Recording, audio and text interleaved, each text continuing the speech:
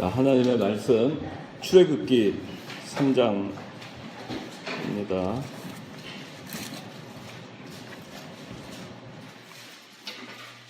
3장 1절. 자, 봉독합니다. 모세가 그의 장인 미디안 제사장 이드로의 양떼를 치더니 그 양떼를 광야 서쪽으로 이끌고 가서 하나님의 산 호렙에 이르렀다. 그때 여호와의 사자가 떨기나무 가운데로 나오는 불꽃 속에서 그에게 나타나셨는데 모세가 보니 떨기나무에 불이 붙었으니 그 떨기나무가 소멸되지 않았다. 모세가 말하기를 내가 돌아가서 왜 떨기나무가 타지 않는지 이 큰 광경을 봐야겠다 하니 여호와께서 그가 보려고 돌아오는 것을 보시고 그 떨기나무 가운데서 그를 불러 말씀하시기를 모세야 모세야 하심으로 모세가 제가 여기 있습니다라고 대답하였다. 하나님께서 말씀하시기를 이리로 가까이 오지 마라. 내가 서 있는 곳은 거룩한 땅이니 내 발에 신을 벗어라 하시고 또 말씀하시기를 나는 너희 조상들의 하나님 곧 아브라함의 하나님 이삭의 하나님 야곱의 하나님이다 하시니 모세가 하나님을 뵙기가 두려워서 그의 얼굴을 가렸다. 오늘 웨스트민스터 소요리 문답 29문에서 32문까지 소명에 대해서 하겠습니다. 오늘 교재 다 받으셨어요? 혹시 안 받은 분은 교재 받으시기 바랍니다. 예.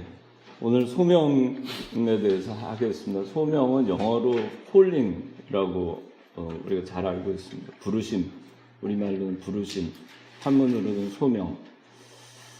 부르신 하나님께서 우리를 부르신 거에 대해서 오늘 공부를 합니다. 자, 오늘 본문은 여호와 하나님께서 모세를 부르신 광경이 나옵니다. 모세가 40년 동안 광야에서 유리하는 자와 같이 그렇게 살았습니다. 그 호렙산에 하루는 양들을 데리고 호렙산에 갔습니다.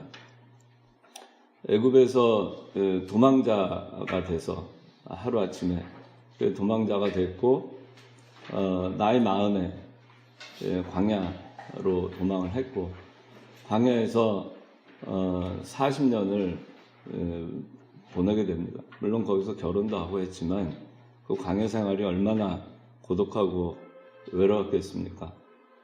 하루는 떨기나무에 불이 붙었습니다.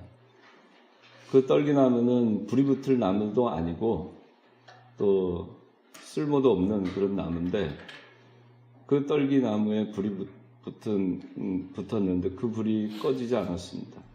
모세가 가까이 다가가서 어떻게 된 건가 다가갔을 때 하나님께서 이 모세를 부릅니다. 모세야 모세야 네가 서 있는 곳은 거룩한 땅이니까 더 이상 가까이 오지 마라. 네 발에 신을 벗어라. 이렇게 얘기를 하시고 모세를 부르는 장면이 나옵니다.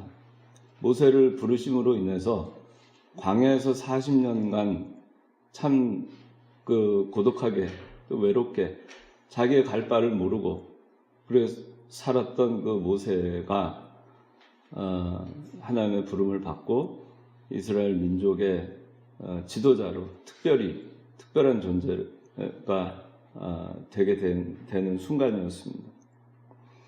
떨기나무는 보잘것없는 존재고 땔감으로도 쓸 수 없는 존재입니다. 그러나 떨기나무에 불이 붙었고 그 불은 꺼지지 않았다고 한 것은 이 모세를 부르심으로 인해서 떨기나무와 같이 보잘것없는 그런 모세지만 하나님께서 부르심을 받은 그 모세는 이 떨기나무, 불붙은 떨기나무와 같이 참 아름답고 영광스러운 광채가 나는 그런 특별한 존재로 바뀌었다는 것을 의미합니다. 그리고 하나님께서 떠나지 아니하시면 그 떨기나무와 같은 존재라 하더라도 하나님께서 함께 하시면 거기에 불이 붙어서 아름다운 모습의 떨기나무와 같이 되듯이 그 모세의 존재가 그와 같이 변화했음을 또 또 우리에게 가르쳐주고 있는 것입니다. 하나님의 부르심은 이와 같습니다. 오늘 이 소명에 대해서 우리가 이 생각을 갖고 함께 공부하도록 하겠습니다. 자, 29문.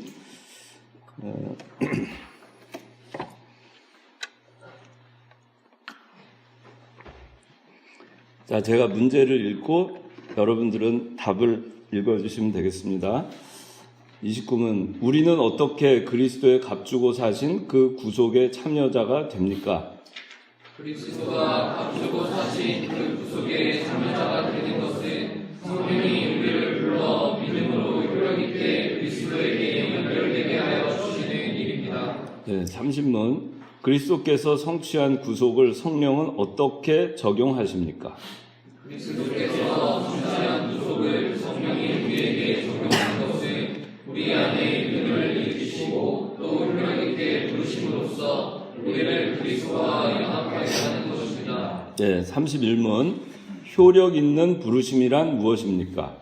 효력 있는 부르심은 하나님의 영이 하시는 일이니 우리의 죄와 비참을 깨닫게 하시고 또 우리의 마음을 밝혀 그리스도를 알게 하시고 우리의 의식을 새롭게 하시고 우리를 권하사 능히 복음 중에 값없이 주시는 예수 그리스도를 믿도록 하시는 것입니다.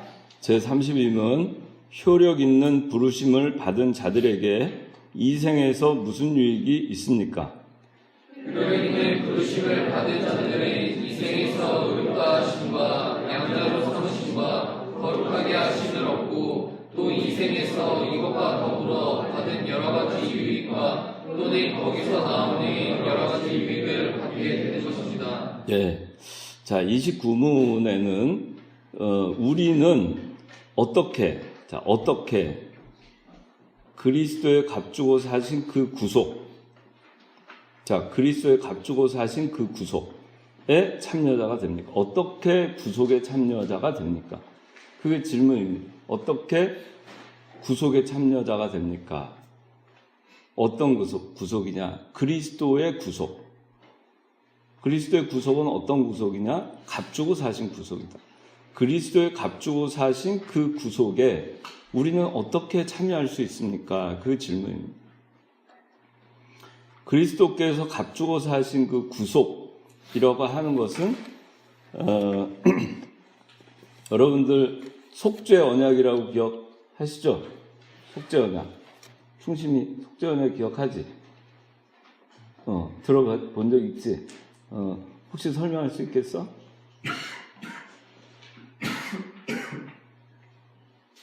예수님께서 우리 죄를 지시고 십자가에 들려 돌아가신 것. 맞아요. 네, 자신 있게 얘기해 주세요. 네, 지금 정답을 얘기했어요. 여기 그리스도에 값주고 사신 그 구속, 그것이 속죄 언약이에요. 여기 질문에 있는 그리스도에 값주고 사신 그 구속. 지금 충심이가 대답한 그리스도께서 우리 죄값으로 십자가에 못 박혀 죽으신 것. 그게 그리스도에 값주고 사신 구속이에요. 이건 너무나 잘 알죠. 우리가 그렇게 풀어서 알고 교리적인 용어로 속죄 언약이라고 합니다. 하나님과 예수님과 맺은 언약, 속죄의 언약. 그리스도의 속죄 언약을 지난 시간에 우리가 어떻게 배웠냐면은 그리스도의 높아지심과 그리스도의 낮아지심과 그리스도의 높아지심이 속죄 언약이다. 또 예수 그리스도가 속죄 언약이다.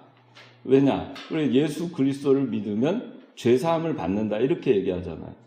예수 그리스도가 속죄 언약이에요.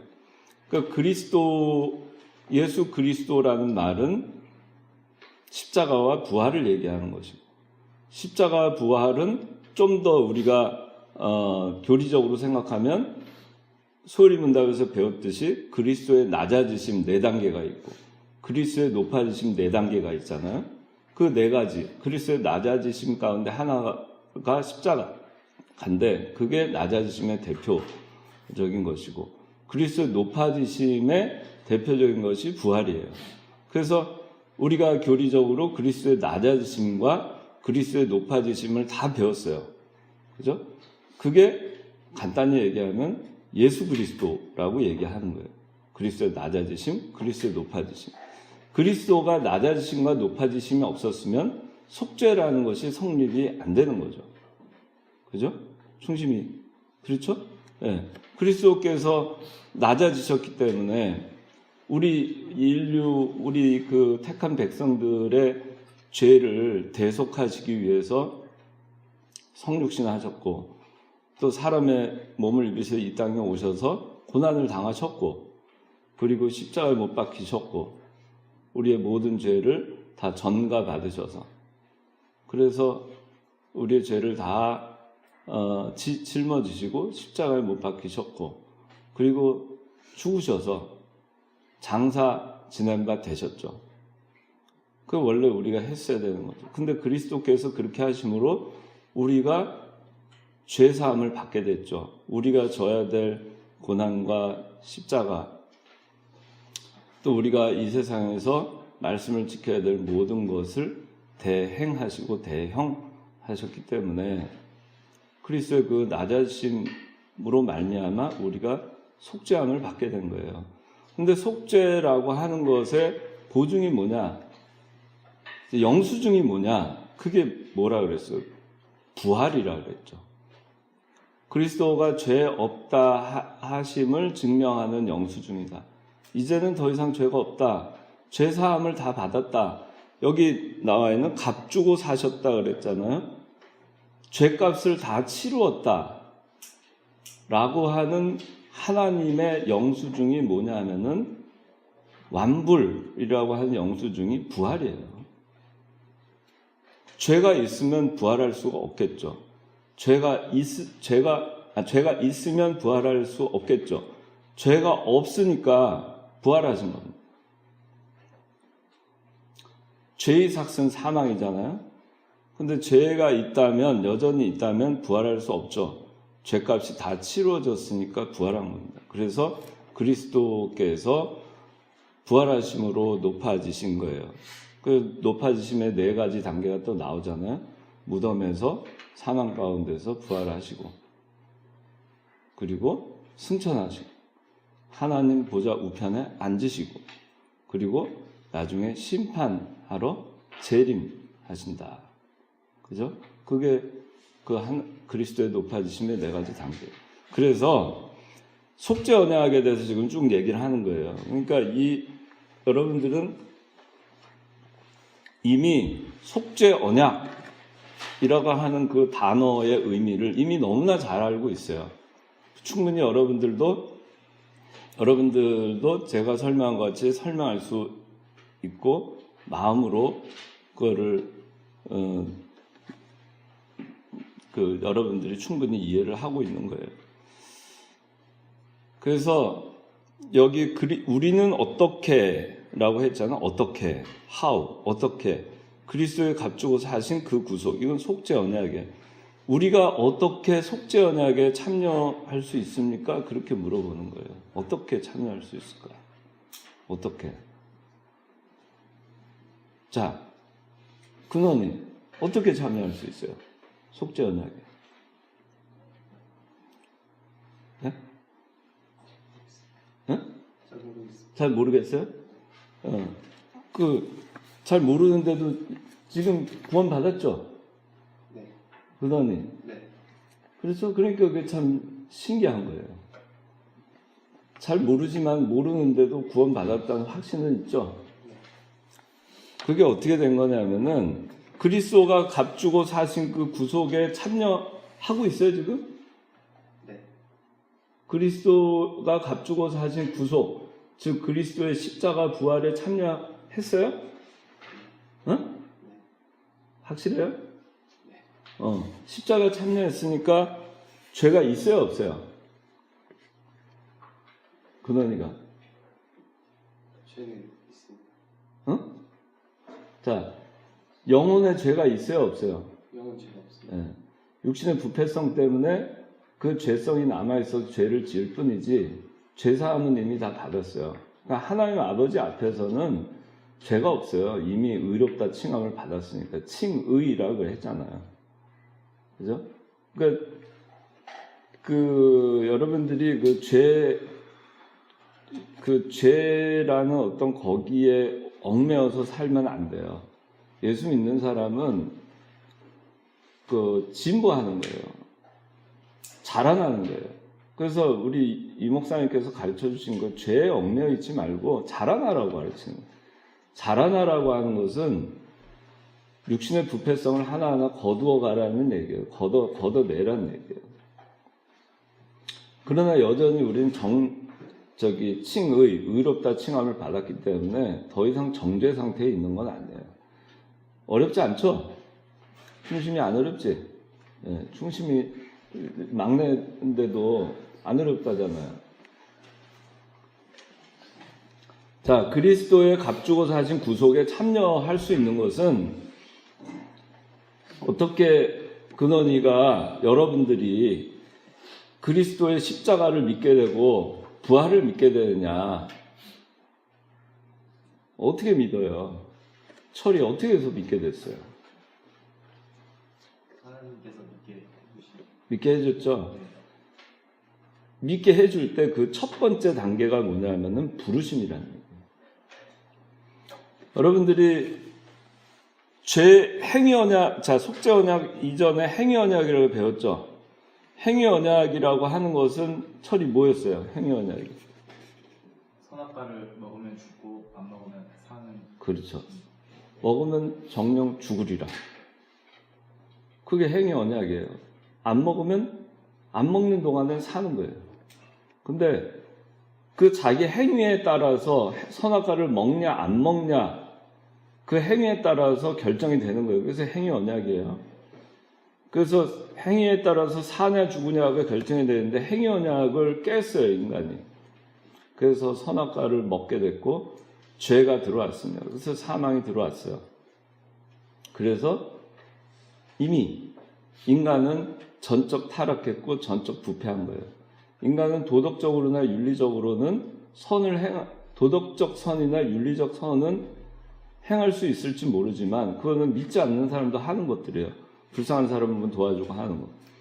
그러나 전적 타락과 전적 부패라는 것은 예수님을 믿지 않는, 구원받지 않은, 영이 살지 않은 사람이 하는 모든 것은 부패하다는 거예요. 왜? 하나님을 모른 채 하는 겁니다. 하나님을 모르는 것 자체가 죄고 그것이 사망이고 그것이 부패한 거예요. 그래서 전적 부패하다고 우리가 얘기를 하는 거고 선악과 행위 언약을 어김으로 인해서 이미 죄가 들어왔고 그래서 행위 언약을 깨서 인간에게 죄가 들어왔는데 죄가 들어왔으니까 그 다음에는 어떻게 되냐면은 사망이 온 거예요. 그 죽어 있는 상태예요. 전적으로 부패해 있고 타락해 있는 상태예요. 그러니까 그 상태에서는 자기가 하나님을 믿으려고 해도 예수님 믿으려고 해도 그리스도의 십자가 부활을 자기가 알려고 해도 알 수가 없죠. 여러분들 너무나 많이 제가 얘기했던 거예요. 그래서 어떻게 하냐면 하나님이 불러주시는 거예요. 철이야 하고 노크를 하시는 겁니다. 철이야. 철이는 죽어 있었어요. 행위 언약을 어겼기 때문에 속죄 언약이라고 하는 걸 알지도 못해요. 그걸 받아들일 수도 없어요. 그런데 하나님이 깨우시는 겁니다. 철이야 하고 부르시면서 깨우는 과정. 그것이 부르심이에요. 철이야. 그 부르면은 그런 부르신 다음에 여기 구원의 서정 보면은 여기 첫 페이지 구원의 서정 부르신 다음에 중생하는 거예요. 부르셔서 깨워 살리시는 겁니다. 그러니까 우리가 믿음이라고 그 다음에 믿음은 그 다음에 나오죠. 서정에서 보면 부르심 다음에 중생 나오고 그 다음에 믿음이에요.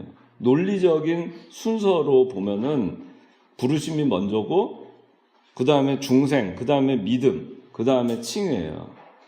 근데 시간적으로 보면 동시에 일어나는 거예요. 부르심과 동시에 중생해서 반응을 보이는 거예요. 그 반응을 보인 것이 뭐냐면 회개하고 믿는 것입니다. 그래서 우리가 어떻게 참여자가 되느냐, 어떻게 참여자가 되느냐 하는 것은 성령께서 우리를 불러주셔야 되는 거예요. 철이야 하고서는 충심아 하고 불러주셔야 이제 죽어 있었던 그 시체가 깨어나는 것입니다. 그리고 반응을 보이는 거예요. 회개하고 믿고 그리스도가 믿어지고 그리스도의 십자가가 믿어지고 그리스도의 부활이 믿어지고 하는 거예요. 죽어있는 상태에서는 반응을 보일 수가 없잖아요. 그 반응을 보일 수 있도록 노크를 하는 거예요. 부르시는 거예요. 부르시는 게 그게 소명입니다. 소명, 부르심.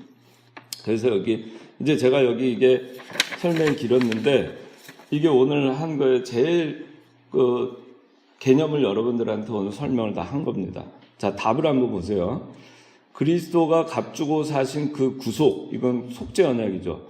속죄 언약의 참여자가 되는 것은 성령이 우리를 불러 믿음으로 효력 있게 그리스도에게 연결되게 하여 주시는 일이에요. 우리를 부르셨으니까 우리는 반응을 보이고 그리스도를 믿게 되고 이제는 그리스도와 효력 있게 연합이 되는 거예요. 연합이 안 돼 있으면 효력이 없는 거죠. 불러도 효력이 없는 거고 불렀는데 그대로 죽어 있으면 효력 없잖아요. 불렀어. 철이를 불렀는데 아무 응답이 없어요. 그냥 죽어 있어요. 중생도 안 했어요. 그 다음에 믿지도 않아요. 회개도 안 해요. 아무 효력 없죠. 그죠? 그 효력이 없는 거예요. 근데 그 효력 없는 부르심이 아니라 효력 있는 부르심을 하면은 그리스도와 연결이 되는 겁니다. 그게 효력 있는 부르심이에요. 이게 교리적으로 얘기하니까 좀 어려운 것 같은데 여러분들이 이걸 외우는 것보다는 이해를 하면 돼요. 아, 나를 부르셨구나. 나는 죽어 있었는데 부르셔서 나를 깨우셨고 내가 중생했고 중생하고서 생명이 있으니까 그리스도가 믿어지고 십자가가 믿어지고 부활이 믿어지고 그리스도의 은혜가 너무나 감사해서 회개하고 그래 되는 거예요. 이제 하나님의 양자됨을 알고 의롭다 칭함을 알고 이제는 내가 영원토록 있는 그 하늘나라의 기업을 향해서 소망하면서 내가 지금 성화의 과정을 가고 있다. 구원을 이루어가는 과정을 가고 있다. 자라나는 과정을 가고 있다. 그게 여러분들이 지금 이미 부르심이 효력이 나타난 거예요. 그 연결이 돼 있는 거죠. 연결이 안 됐으니 모든 그 다음의 과정은 부르심 다음에 있는 과정은 다 적용이 안 되는 거예요. 중생, 믿음, 칭의, 양자, 성화. 불택자들은 이게 해당이 안 되는 거예요. 아무리 불러도 불택자들은 거기에 반응을 할 수가 없죠. 자, 30문. 그리스도께서 성취한 구속. 자, 이게 속죄 언약이에요. 성령은 어떻게 적용하십니까? 자, 그리스도께서 성취한 구속을 성령이 우리에게 적용하는 것은 우리 안에 믿음을 일으키시고 또 효력 있게 부르심으로써 우리를 그리스도와 연합하게 하는 것입니다. 말은 어렵지만은 사실은 같은 말이에요. 성령께서 우리한테 그리스도를 어떻게 믿게 하느냐 부르신다는 얘기예요.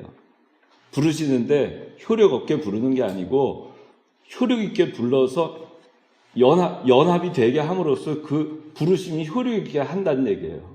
그리스도와 연합되게. 그래서 우리한테 또 믿음도 일으켜 주신다. 우리가 그리스도와 연합이 됐기 때문에 그리스도께서 십자가를 못 박히실 때 우리도 못 박힌 것이고 그리스도께서 부활하실 때 우리도 연합됐으니까 우리도 함께 부활한 거예요. 우리 성경에 보면 바울이 그런 얘기 하잖아요. 그죠? 여러분들은 그리스도께서 2000년 전에 십자가를 못 박힐 때 여러분도 함께 못 박힌 거예요. 왜? 연합되어 있으니까. 그리스도께서 사흘 만에 부활하실 때 여러분도 부활하는 거예요. 그것이 여러분들한테 적용되는 것이 어떻게 해서 적용되느냐? 성령께서 여러분을 부르심으로써 적용이 되는 거예요. 불러주지 않으면 재간이 없어요. 다 죽어 있으니까. 자, 그 다음에 31문 효력 있는 부르심이란 무엇입니까? 이제 다 설명했어요. 효력 있는 부르심이라는 거는 그리스도와 연합이 돼서 이 부르심 이후에 모든 것이 믿어지고 적용이 되는 거예요. 여기 답이 효력 있는 부르심은 하나님의 영이 하시는 일이니 성령께서 효력 있는 부르심을 한다, 그런 얘기입니다. 우리의 죄와 비참을 깨닫게 하시고 또 우리의 마음을 밝혀 그리스도를 알게 하시고 우리의 의지를 새롭게 하시고 우리를 권하사 능히 복음 중에 값없이 주시는 예수 그리스도를 믿도록 하시는 겁니다. 성령께서 하시는 일이다, 효력 있는 부르심. 그런 얘기예요. 우리의 죄와 비참을 깨닫게 하는 거죠. 우리가 얼마나 더럽고 추한 상태였는지 아는 거죠. 부르심으로. 우리의 마음을 알고 그리스도를 알게 하는 거예요. 그리스도의 십자가 부활을 알게 하는 거죠. 우리의 의지를 새롭게 하는 거예요. 우리가 그리스도께로 돌아가도록, 그리스도께로 향하게 하는 의지가 생기게 하는 거예요. 날마다 그런 의지를 갖게끔 하는 거예요. 그리고 우리를 권하사 복음 중에 값없이 주시는 예수 그리스도를 믿도록 하시는 거다. 결국 믿게 한다 그러는 거예요. 이 부르심이 있어야 우리가 그리스도를 믿게 되는 거예요. 그래서 32문, 효력 있는 부르심을 받은 자들에게 이 생에서 무슨 유익이 있습니까? 했는데 답은 의롭다, 칭의. 자, 부르심을 받은 자들은 이 생에서 의롭다 하심, 칭의예요. 양자로 삼으심, 거룩하게 하심, 성화입니다. 또 이 생에서 이것과 더불어 받은 여러 가지 유익과 또는 거기서 나오는 여러 가지 유익을 받게 되는 것입니다. 효력 있는 부르심을 받은 여러분들은 칭의와 양자와 그 다음에 성화, 이 과정을 걷게 된다는 것입니다. 그래서 이제 여기 이제 소명이라고 나옵니다. 속죄 언약 했고요. 은혜 언약, 하나님과 사람 간의 사람인데 택자와의 계약으로서 속죄 언약을 이행하신 예수님을 믿으면 구원을 얻는다는 언약이에요. 그러니까 우리가 속죄 언약에 참여한다라고도 얘기할 수 있지만 우리가 은혜 언약 가운데로 들어가는 것과 같게 생각할 수 있어요. 그러니까 우리가 은혜 언약 가운데로 들어가려면 속죄 언약에 참여해야 되겠죠. 은혜 언약이라고 하는 거는 그리스도를 믿으면 구원받는 거예요. 그게 은혜 언약이잖아요. 우리가 할 게 아무것도 없어요. 그리스도를 믿으면 구원받는다. 우리는 죽어 있는데 믿으면 구원받아요. 근데 믿는다는 것조차도 하나님이 주신 선물이에요. 우리가 하는 게 아니에요. 근데 그 믿을 수 있게 하는 건 뭐냐? 우리를 불러서 깨워주시는 거예요. 그러니까 우리가 이 은혜 언약에 참여할 수 있는 거예요. 믿으면 구원받는다는 게 은혜 언약인데 이제는 행위 언약으로 우리가 구원받는 게 아니에요. 우리의 행위로 구원받는 게 아니잖아요. 행위로 여전히 구원받을 수 있다면 그리스도의 속죄 언약 자체가 필요가 없어요. 십자가 부활이 뭐한데 필요하겠어요? 그게 필요가 없어요. 그런데 우리는 죄를 아담 행위 언약을 깼기 때문에 더 이상 행위로서는 구원받을 길은 이제 없어졌어요. 왜 그러냐? 지난번에 아마 충심이가 대답한 것 같아요. 원죄가 그대로 있기 때문에 갓난아기로 태어나서 죽는 순간까지 자범죄에 자기가 짓는 죄 하나도 안 짓고 성경을 그대로 다 이루었다 하더라도 원죄는 남아있기 때문에 행위로서는 구원받을 길은 원천봉쇄가 된 거예요. 그래서 우리가 은혜 언약 가운데 어떻게 인도함을 받느냐? 속죄 언약에 참여하는 것인데 그리스도의 십자가 부활에 참여하는 건데 그거는 어떻게 되는 것이냐? 그리스도께서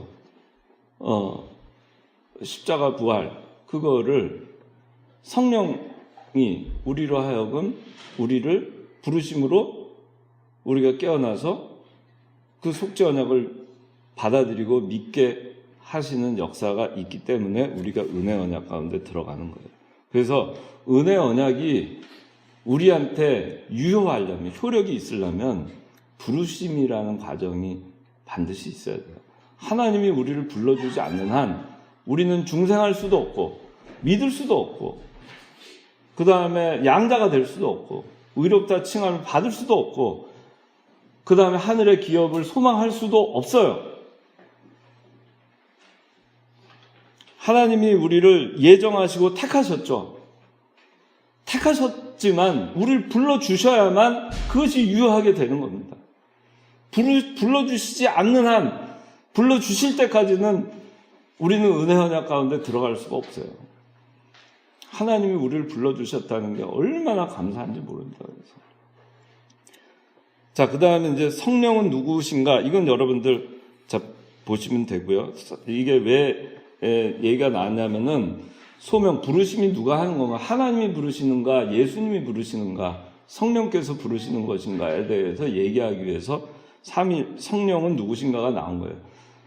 성부 하나님은 계획을 하신 분이에요. 설계를 하셨고, 성자 예수님은 완성하셨어요. 하나님의 계획을. 그리고 성령께서는 그걸 적용하는 겁니다. 우리한테. 그러니까 하나님께서는 예정하시고, 여기 구원의 서정 가운데 예정하시고 택하신 것을 하셨어요. 그 다음에 그리스도께서는 뭘 하셨냐? 속죄 언약을 이행하셨죠. 그죠? 다 준비해 놓으신 거예요. 그러면 우리를 속죄 언약에 참여하고 은혜 언약으로 인도하시는 역할은 이제 누가 하느냐? 성령께서 하시는 거다 그러네요. 알겠어요? 그래서 여기 성령에 대해서 나온 겁니다.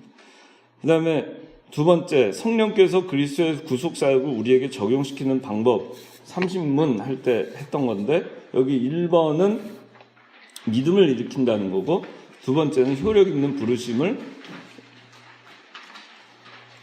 통해서 그리스도와 연합되게 한다는 건데, 순서적으로 보면 효력 있는 부르심이 먼저고 믿음이 그 다음입니다. 그러니까 우리를 그리스도의 성령께서 그리스도의 구속사역을 우리에게 적용시키는 방법, 이거는 쉽게 간단하게 얘기해서 속죄 언약을 우리에게 적용시키는 거는 어떻게 적용시키느냐? 부르심으로 적용이 된다 그러면. 부르셨기 때문에 우리 안에 믿음이 일으켜지는 거예요.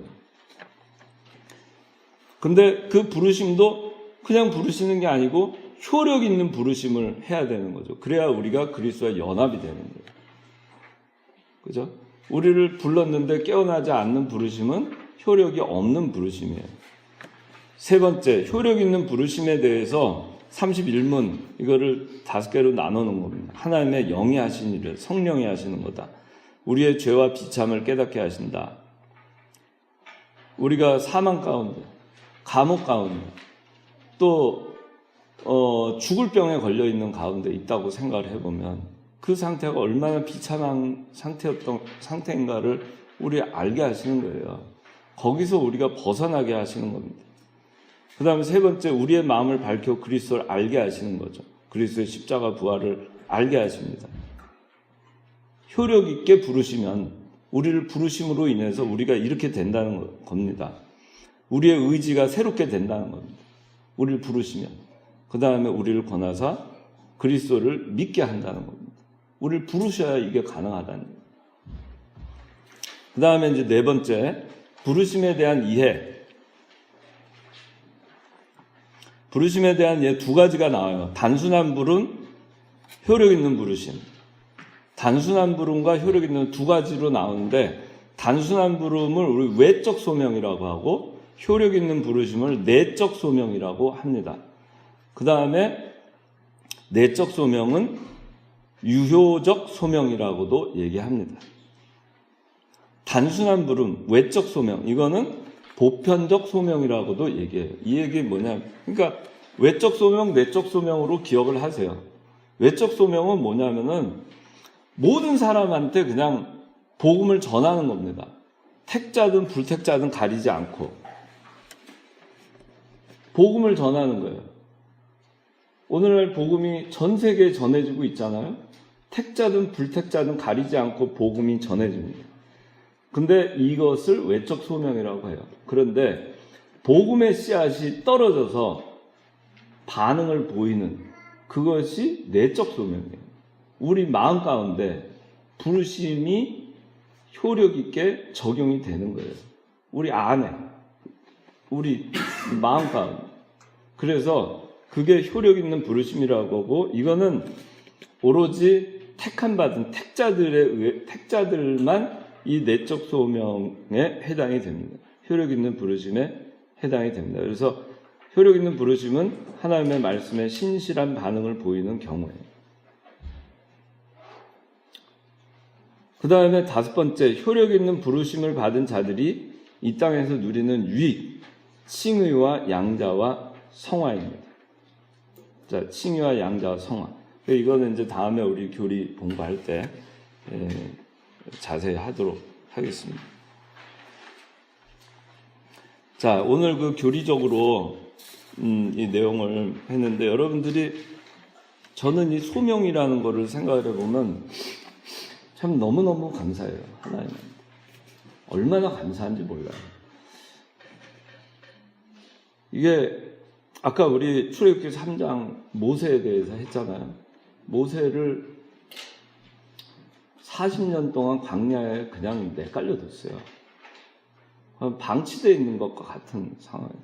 여러분들 광야 생활 지난 시간에 우리 광야를 기도도 했지만 불변 정갈이 있고 물 한 모금 안 나오는 곳이고 먹을 거 없는 곳입니다. 광야에서 40년을 모세가 거기서 생활을 했어요. 그래서 이스라엘 백성들을 인도해서 40년 광야 생활을 또 합니다. 근데 그 전에 모세가 40년 광야 생활을 혼자서 했어요. 그러면은 그런 가운데에서 어느 날 하나님이 이 모든 사람들에게 잊혀져 가는 그 모세를 하나님이 찾아오세요. 모세가 하나님 찾아간 게 아닙니다. 하나님이 모세를 어느 날 느닷없이 찾아오시는 거예요. 그리고 떨기나무에 불을 붙이시고, 그럼 모세야, 모세야, 불러주세요. 모세는 이 하나님의 부름을 받고 아주 특별한 존재가 됩니다. 오늘날 우리가 하나님이 우리를 불러주지 않으셨다면 우리가 어떻게 살고 있을까? 어떻게 살고 있을까? 어려움과 환난이 올 때 어디에 기댈 수 있을까? 사람들 의지를 하고 하지만 사람들은 다 떠나는 거예요. 사람은 의지할 바가 못 돼요. 여러분들 겪어봤잖아요. 사람은 의지할 바가 못 됩니다. 하나님을 모르고 우리가 산다고 생각을 해봅시다. 하나님이 우리를 불러주지 않았다면 우리가 어려움이 있을 때 도대체 누구를 붙들을까? 하나님만 붙들 게 없잖아요. 사실 광야 생활할 때 붙들 수 있는 분 하나님밖에 없잖아요. 근데 그 하나님을 모른다고 생각을 해봅시다. 그 광야 생활이 얼마나 척박하겠어요. 얼마나 살기 힘들겠어요. 무슨 소망이 있겠어요, 거기서. 병상에 누워있는 정말 그 말기암 환자한테 제일 듣고 싶은 그 얘기가 뭐겠어요, 의사한테. 수술실로 들어갈 때, 그 수술실로 말기암 환자가 들어갈 때 이제 살지 죽을지 모릅니다. 내가 이 수술실 들어가고 나서 내가 이제는 다시 바깥에 내 가족들과 사랑하는 사람들 볼 수 있을지 모릅니다. 그런 상황 가운데 있다고 봅시다. 그 상황에서 가장 듣고 싶은 가장 좋은 게 뭐겠어요? 수술이 잘 끝나서 다시 깨어나는 거 아니겠어요? 감옥에 들어가 있는 사람이 제일 좋은 게 뭐겠어요? 불러주는 거 아니겠어요? 얼마나 차갑고 외롭고 그렇겠어요. 그런데 불러주는 거예요. 이제 그만 나아라. 그 생활하던 데에서 이제 너는 자유다. 나아라. 그리고 불러줄 때 그 불러주는 그 불러줌이 얼마나 간절히 기다려지겠어요.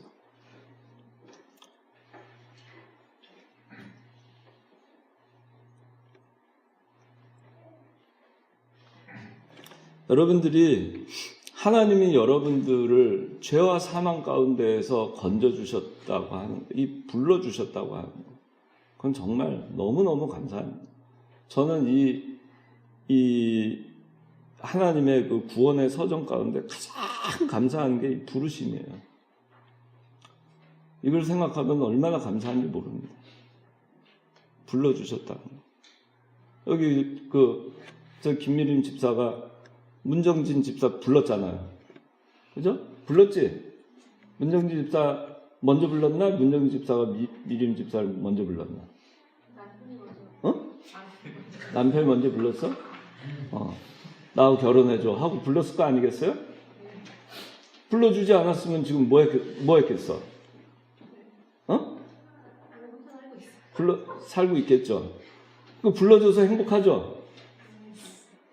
대답이 신통치 않아요. 얼마나 감사해요. 나를 불러줬다는 거. 하나님이 모세를 불러줬다는 거. 이 다메섹 도상으로 저 편지를 들고 가는 그 사도 바울, 하나님이 그 살기등등한 사도 바울을 사울아 사울아 하고 불러주셨잖아요. 불러주셨으니까 사도 바울이 된 거 아니겠어요?